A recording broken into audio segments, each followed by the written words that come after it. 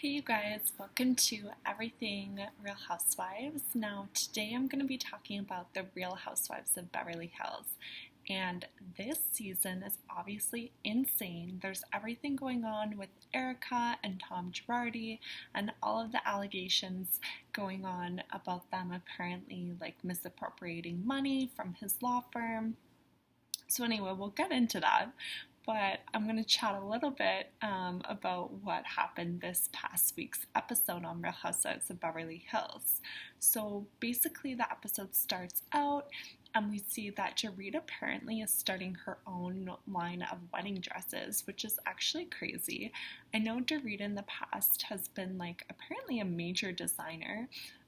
She's done Beverly Beach, which was that line of swimsuits, and now she's doing wedding dresses.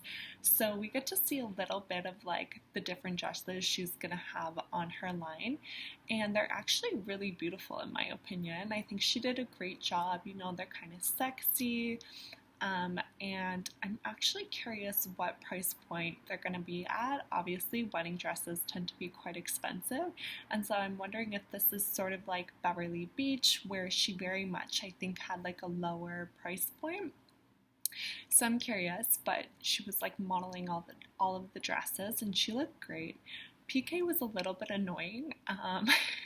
He's one of those men in business that wants to tell his wife exactly what to do, and obviously he's been successful himself, but it was a little condescending in my opinion, and I would find that quite annoying. But obviously the reason that Dorit and PK work as man and wife is because she just kind of lets him do his thing, and we saw that, so whatever.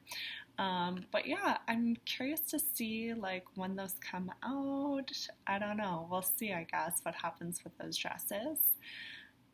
Then we cut to basically Sutton at her house. So she's renting Kyle Richards' old house, which is actually so crazy to think about. So Kyle upgraded from her old house to her new house and was renting it out, and I guess Sutton saw the opportunity and took it because she needed a rental while she's actually renovating her own house in Beverly Hills. So they're kind of going through the old house, and one of the things that actually happened that I wasn't even thinking about was that Sutton mentioned that her kids were still at home and that she was soon going to be a bit of an empty nester, and so she wanted to restart out on her own as an independent woman in her new house. But that was so crazy because I think this is the first time Sutton's actually ever mentioned her children. I'm sure there are probably terms with her former husband about, mentioning the kids on the TV show, because that can be quite sensitive, and we've seen that with other housewives. But yeah, pretty interesting. So I don't know, I'm sure the house is going to be fabulous. It seems like Sutton doesn't really run out of money, so maybe we'll see that next season. Who knows? Not sure what the timeline is there. But then we cut, and it's Kyle and Mauricio's 25th wedding anniversary. Yo, this is so crazy.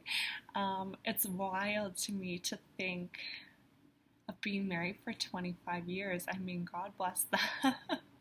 That's pretty amazing and super spectacular to celebrate. And what I love about Kyle and Mauricio's relationship is that they still seem so in love. They're the perfect couple. I absolutely love them together and everything they built with the agency, and obviously their beautiful family of girls who all seem so sweet. So it's pretty amazing and pretty freaking wild.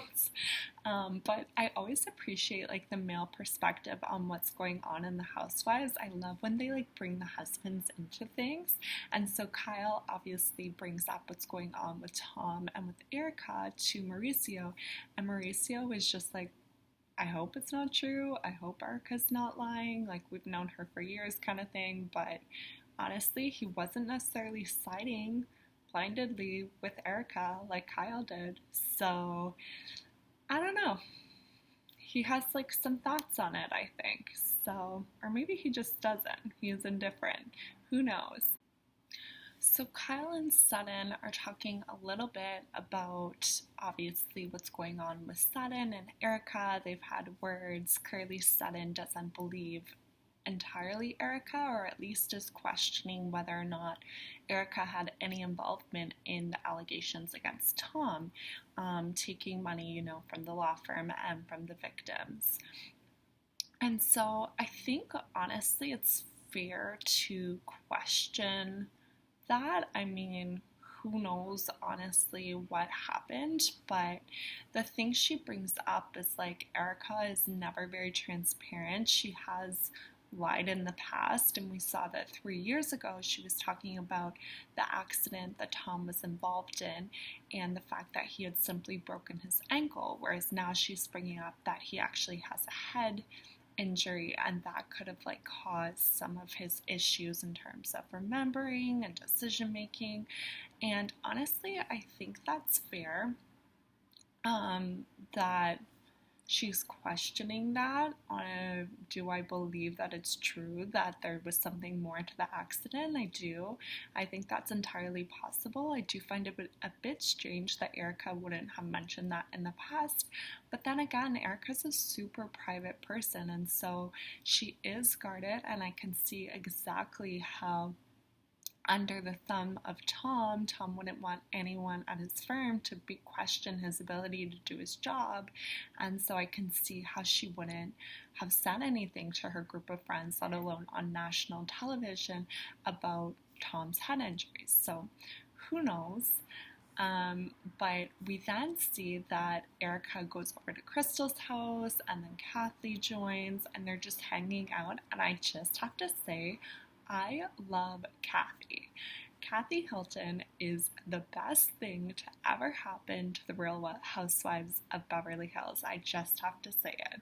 It's absolutely amazing that they were able to get her on. I know she says she'll never join full time and hold a diamond, but oh my god, I'm just enjoying her and her little interactions and appearances on this season. It is amazing. But she's talking about how she's getting ready for this dinner that she's hosting. It's a Christmas time dinner, and she's polishing her silverware. And it's just so funny because I feel like she's such a classic woman of that time, and that I can think of my nana or my mom, for example, polishing the silverware, getting the crystal ready, hosting beautiful family meals and stuff. So it was very cute. I'm enjoying it. But basically we then are talking about on the extra kind of drama that's going on between Garcelle and Dorit having a fight. And it's funny because this fight between Garcelle and Dorit I feel like it's kind of nonsensical. The fight is basically that Dorit talks a lot. She doesn't let anyone else talk, and that Garcelle mentioned that to Dorit. Well, I'm pretty sure that every housewife on Real Housewives of Beverly Hills has mentioned this to Dorit. Pretty sure Dorit is aware of the fact that she's extremely long-winded and likes to talk. So I really don't see the issue here of why she's being so sensitive about it, but who knows? But Erika basically has a problem with Sutton as well because of what she had said, and I can kind of get that, but to me the fact that again Sutton is questioning Erika makes sense to me. I mean, she is a little bit more conservative, and she comes from a smaller town, and there's nothing wrong with that.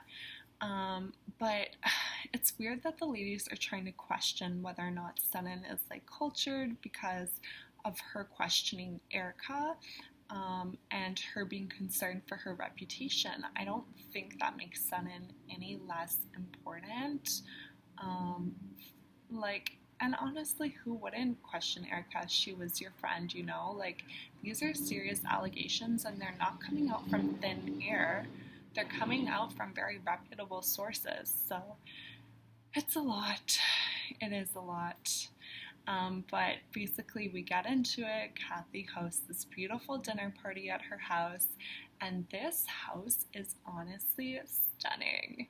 And I was obsessed with this dinner party. You basically enter the house and there's this French butler. He's wearing his white gloves and all. He has this little bow tie. And the scene was just impressive, very great. But I was laughing so hard because Kathy was like, my one thing about hosting a dinner party is I hate when people arrive early, and I so get that. That is like the time where you're like frantically running around the house, like trying to get stuff all ready to go and like look beautiful, and then if someone's arriving, you like have wet hair or like your makeup's not done yet because you were like busy cleaning the counters or whatever. It's stress, but at the same time, I was like, okay, Kathy, I'm literally looking around at this scene and there's probably like 30 staff available for help. So it was killing me, but we see that Lisa arrives and she's wearing this like beautiful suit, and I was absolutely loving this scene where the butler was like, you're such an elegant woman. Like, I come from France and I love elegant women, and I was just dying, like, yeah, there's not much more to say. It was a pretty amazing setup. But we do see that Erika obviously comes to the dinner party. She is coming to all of the events and filming, so she doesn't seem to be shying away from the camera, but it was just so funny. She like shows up to this event and she's literally wearing the largest diamond necklace. I'm gonna venture to say that these diamonds are real. I don't think that they were Swarovski crystals or anything. So it's just like so ironic. Like, is she not thinking about the fact that she has her hair and makeup done by her $40,000 a month glam squad, that she's wearing her diamond necklace? Like, it just looks so bad given all of these allegations, obviously, about misappropriating money. And where is that money gone? Well, clearly Tom has bought her jewelry over the years. So anyway, but she suddenly arrives to the dinner table, and immediately she's trying to make peace with Erika and just say, like, you know, are we good? Is everything okay? And Erika just, yeah, she's not having it at all. And it's not going to go over well for Sutton there. But I feel like Garcelle was kind of like the only reasonable person at the table, and then the rest of it was just like emotions are super high. Erika just starts crying, and it's so weird to me because Erika just like, obviously she has to make the best case for herself available using the cameras, and this is like her platform to tell her side of the story. And at the moment she's not being accused of anything, but they are clearly looking into her. I mean, as Tom's wife, obviously. So it just like annoys me that she can't see past her own hurt, and like she keeps saying like everyone's torturing me, like, and the only person that really is bringing up to her face what's going on is Sutton. Garcelle's backing her up, and then I believe Dorit does mention that, you know, the point of all of this is, yes, the victims. Erika, you are not the victim here. Like, there's so many people who have just absolutely had terrible things happen to them, and then finally they get to the end of the finish line, get their settlement in sort of like their, I guess, benefit, and they are supposed to get these funds, and that doesn't happen. Like, the law firm, the lawyer that's representing them and supposed to be on their side steals from them. Like, Erika, you're not the victim. So anyway, she is going through something, so I can understand. Obviously, a divorce is difficult. Obviously, the stress of, you know, all of these legal situations happening around you is hard. But I just find it really hard to be on her side because she's also like playing up the fact that like her life is so terrible now, but she's literally again living in like a $10,000 rental in Beverly Hills. Like, your life is not that bad. You still have lots of designer clothes. You still clearly have your glam squad helping you out every now and again, at least. So, like, woe is me. I can't feel for you, Erika. I'm so sorry. But she's like screaming. She's like, what are you gonna do to me? And like, would you trade places with me? Well, obviously not. No one wants to. And Kyle's like claiming that Sutton's being two-faced, but the thing is Sutton's not being two-faced. Like, everyone else is being two-faced, because Sutton has always been upfront about, her questioning what's going on, and everyone else is questioning what's going on behind Erika's back, but then when she arrives, they're so quiet. So I don't think so. And Garcelle is right. It's not just Sutton. It's the other ladies. Clearly Dorit and Kyle have also kind of questioned what's going on. And then Erika's accusing Sutton of calling her a liar. Well, Sutton never said that. She just said that she was questioning what was going on and needed more facts. She never said Erika was really lying about anything. I mean, I guess she kind of implied she was lying about Tom's accident and already knowing about the head injury and whatnot, but I mean, that's not so crazy. And also, one thing I just want to point out just quickly and randomly is that Sutton was wearing a very long blonde weave, and I did not think it was great. But anyway, yeah, it basically ends on like the scene that they've been teasing for so long, where Erika's in this really scary place and she has this really scary face on her, and she's like, or what? She literally looks like a venomous snake, and it was very scary. And if I were Sutton, I would be very afraid and not comfortable at all. So apparently this is all happening at Kathy Hilton's house, and Kathy Hilton did an interview and mentioned, or actually I think it was her daughter Nikki mentioned, that her son Baron was upstairs at the time, and they were like fully hearing this go down in Kathy's house and were so confused as to what was happening. So these scenes are real. This is not fake.